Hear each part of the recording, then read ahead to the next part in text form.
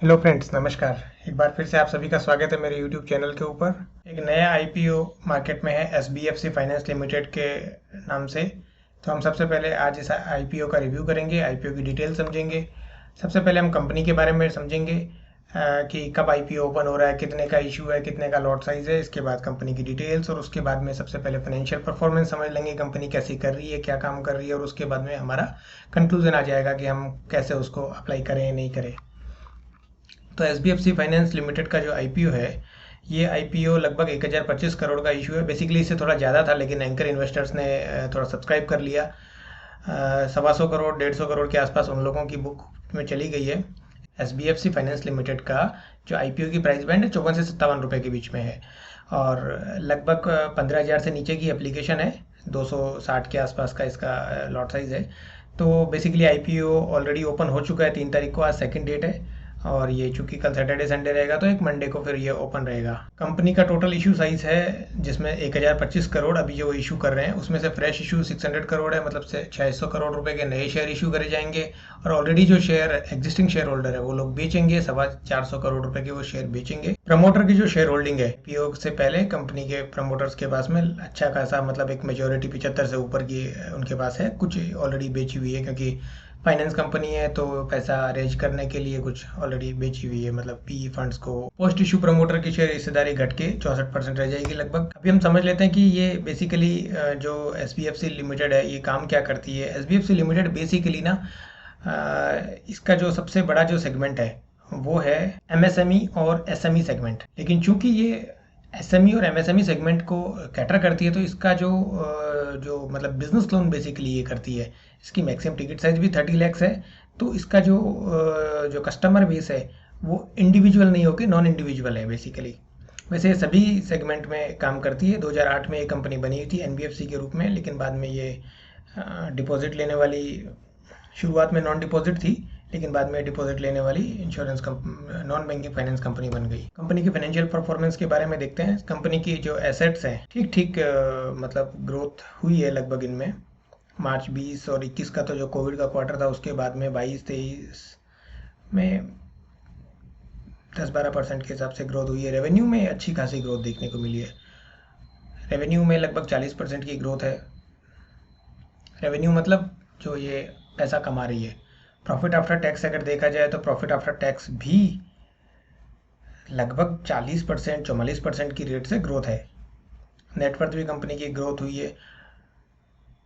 Company की जो total borrowing है, मतलब उधारी जो है, वो उधारी भी ऑलरेडी बढ़ रही है, क्योंकि बेसिकली जो अगर फाइनेंस का बिजनेस बेसिकली इस साइड से लेके और दूसरी साइड में देने के लिए होता है।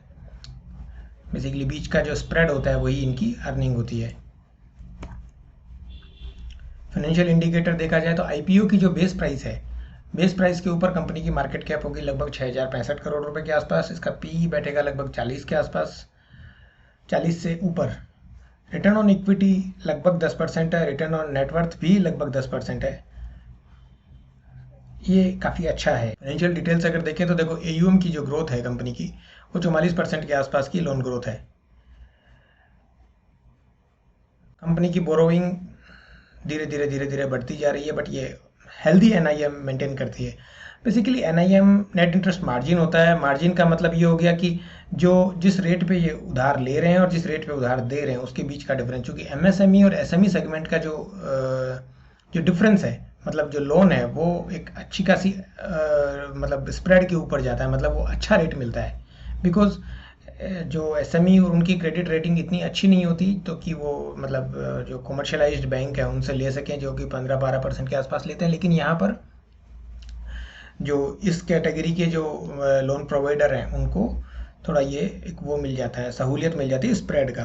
Basically that NIM is a part of risk trade off. तो अगर रिस्क आप ज़्यादा ले रहे हो तो आपको ऑलरेडी ज़्यादा मार्जिन मिलेगा। अगर रिस्क आप सेफ ले रहे हो तो कम मार्जिन मिलेगा। Because that is like the home loan. Home loan सबसे सस्ता लोन होता है बिकॉज एसेट बैक्ड है। और अगर आप पर्सनल लोन लोगे तो पर्सनल लोन महंगा होता है। That is the same part.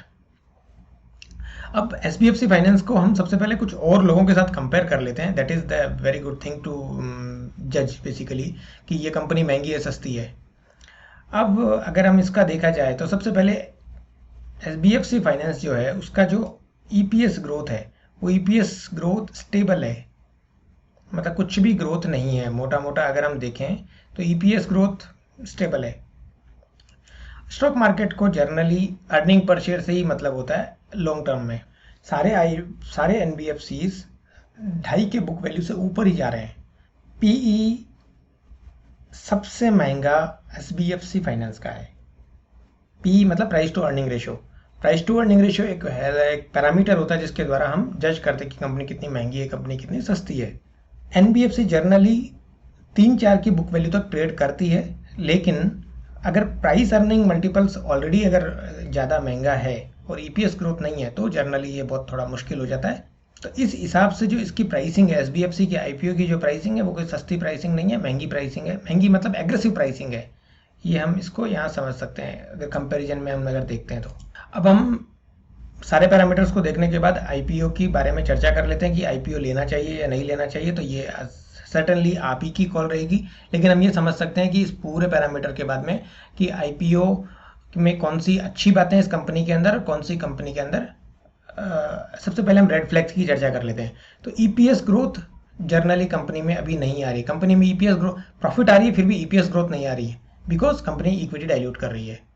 क्योंकि बार बार पैसा चाहिए बेचने के लिए, लोन देने के लिए पैसा चाहिए, तो पैसा कहाँ से लेंगे? क्योंकि अल्टीमेटली आप अपनी हिस्सेदारी बेचते हो, हिस्सेदारी बेचते हो तो आपकी इक्विटी बढ़ जाती है, इक्विटी बढ़ता है, पर शेयर पर इक्विटी पर अर्निंग पर शेयर बढ़ना बड़ा मुश्किल होता है। कंपनी लगभग 40 के आसपास की जो पी के ऊपर लिस्ट होगी, जिस रेट के ऊपर अगर आईपीओ रेट की बात करते हैं तो हम, तो ये एग्रेसिव प्राइसिंग है।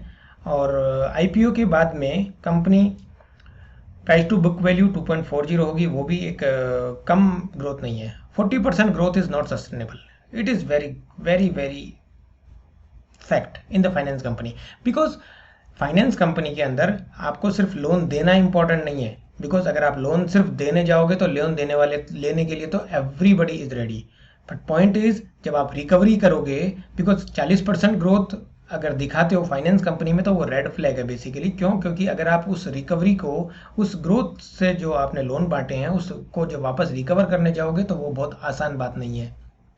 इसीलिए दूसरी चीज़, अभी मार्केट सेंटीमेंट 2 दिन से जो डाउ जोन्स और वर्ल्ड मार्केट में जो कुछ हो रहा है, मतलब ग्लोबल मार्केट्स में और इंडियन मार्केट में, उस वजह से एक थोड़ा सा मार्केट सेंटीमेंट थोड़ा सा बिगड़ा हुआ है। बट बेसिकली ये जस्ट एक करेक्शन था बुल मार्केट में, दैट्स आवर टेक बेसिकली। इसीलिए इतना ये पॉइंट ज़्यादा कुछ वैलिड नहीं रखता, क्योंकि मार्केट संभल गए वापस कल। ग्रीन सिग्नल की हम बात करें तो ग्रे मार्केट प्रीमियम सबसे पहले जो, अगर हम आईपीओ में लिस्ट कर रहे हैं तो आईपीओ की अगर इन्वेस्टमेंट की बात करें तो हमारे को सबसे पहले ये देखना चाहिए कि आईपीओ में हमारे को गेन कितना मिलेगा लिस्टिंग डे के दिन। और लिस्टिंग डे का गेन समझने के लिए grey market premium is the very right parameter. तो ग्रे मार्केट प्रीमियम करंटली 40 रुपया चल रहा है, जो कि लगभग इशू प्राइस की अपर बैंड से 70% है। इशू प्राइस था 54 से 57 रुपया, तो अभी 70% के आसपास है। अलॉटमेंट रेशियो भी अच्छे रहने चाहिए, बिकॉज कल शाम तक, कल मतलब आज तारीख के 4, मतलब पहले दिन आईपीओ, रिटेल आईपीओ का पोर्शन जो भरा है लगभग 2 गुना रिटेल आईपीओ बढ़ा है। इसका मतलब हुआ कि ये लगभग 7-8 गुना तक रिटेल आईपीओ जाएगा। तो अगर 7-8 गुना तक अगर हम भर रहे हैं जो, अगर इस रिटेल कैटेगरी भर रही है, तो इसका मतलब है कि हर 10 में से एक आदमी को आईपीओ मिल जाएगा। बुल मार्केट में जनरली लोगों की शिकायत रहती है कि आईपीओ आते नहीं है, तो इस वजह से अगर किसी आईपीओ का सब्सक्रिप्शन कम है उस कैटेगरी में तो वेरी गुड है। बुल मार्केट में जनरली फाइनेंशियल कंपनियां बहुत अच्छा काम करती है। फाइनेंशियल कंपनियां मतलब हुआ बैंक, एनबीएफसी, बिकॉज एक अपने निफ्टी के अंदर एक बहुत बड़ा वेटेज होता है किनका, फाइनेंशियल सेक्टर का। अगर फाइनेंशियल सेक्टर नहीं अच्छा करेगा तो निफ्टी में बुल रन आना बड़ा मुश्किल होता है, निफ्टी में तेजी आना बड़ा मुश्किल होता है। इसी वजह से अगर हम जब बात कर रहे हैं कि एनबीएफसी का आईपीओ आ रहा है, हाउसिंग फाइनेंस कंपनी, ये हाउसिंग फाइनेंस कंपनी तो नहीं है, लेकिन हाउसिंग फाइनेंस कंपनियों में जो एक जिस टाइप की तेजी है, दैट मीन्स वो एनबीएफसी की बेसिकली तेजी है। अगर हम बात करें तो जो सबसे बड़ी शिकायत रहती है कि आईपीओ में अलॉटमेंट नहीं आता, उसका जो कारण है वो ये कारण है कि हम एक एप्लीकेशन लगाते हैं। मेरा हमेशा से सजेशन ये रहता है कि जब भी हम आईपीओ में अप्लाई करें, और स्पेशली अगर निफ्टी का जो अगर तेजी चल रही है, उस तेजी के मार्केट में अगर हम काम करना है, हमारे को आईपीओ के थ्रू लिस्टिंग गेन लेना है, तो हमारे को घर में जितने भी फैमिली मेम्बर्स हैं उन सब का हमारे को आईपीओ लगाने के लिए डीमैट अकाउंट ओपन रखना चाहिए, और हमारे को पूरे फैमिली मेम्बर्स जो भी हैं उन सब के लिए नाम से लिस्टिंग लगानी चाहिए। अलॉटमेंट लगाना चाहिए, तो अलॉटमेंट आने की बहुत बड़ी संभावनाएं रहती है। तो जब सबके लिए लगा सबके साथ लगाएंगे तो उनमें से कुछ एप्लीकेशन आती है, कुछ एप्लीकेशन नहीं आती। कुछ एप्लीकेशन जो आती हैं उनमें से भी कुछ एप्लीकेशन में आपको लिस्टिंग गेन अच्छा मिलता है, कुछ लिस्टिंग गेन एट पार होता है और कुछ लॉस में रहती है। तो जर्नली अगर हमारे को आईपीओ इन्वेस्टमेंट करना है तो उसका सबसे बेस्ट पैरामीटर ये है कि हमारे घर में जितने भी फैमिली मेंबर्स हैं उन सब का आईपीओ लगाना है, हमारे को सबके नाम से लिस्टिंग के लिए आईपीओ लगाना है। कुछ एप्लीकेशन जो आएंगी उनको लिस्टिंग डे पे ही बेच देना है। That's all from our side. मिलते हैं नेक्स्ट वीडियो में। एक और नया आईपीओ कल खुल रहा है, कल मतलब आज 4 तारीख को मैं रिकॉर्ड कर रहा हूँ तो आज ही खुल रहा है ये बेसिकली। तो ये अगला जो आईपीओ है वो झुनझुनवाला बैक्ड कंपनी है कॉनकॉर्ड बायोटेक, तो हम उसके बारे में चर्चा करेंगे। Till then keep watching. यदि आपको ये वीडियो पसंद आता है तो आप अपने दोस्तों के साथ शेयर करना बिल्कुल ना भूलें। Thank you very much.